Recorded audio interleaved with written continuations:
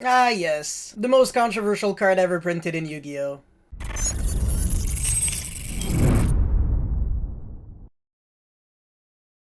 So literally every single human on Earth knows this card, but just in case you don't, Mystic Mine is a field spell that reads, if your opponent controls more monsters than you do, your opponent cannot activate monster effects or declare an attack. If you control more monsters than your opponent does, you cannot activate monster effects or declare an attack. Once per turn during the end phase, if both players control the same number of monsters, destroy this card. It is very important to note that this card actually affects players and not monsters, so even if you are under Mystic Mine and you control a monster that is unaffected by card effects, you still cannot declare an attack with it or use its effects. It also prevents effects from activating, but does nothing to stop the continuous effects from being applied, so a card like Spell Canceller still completely shuts down Mystic Mine. On the initial release of this card, and you can argue even right now, people were completely oblivious as to how this card actually operated, so sometimes people had 0 outs in the main deck and even in the side deck. And the thing about Mystic Mine is that if your opponents have less cards in their deck than you do, they will inevitably deck out because of the card, since they will just be sitting at your mercy for like 30 turns.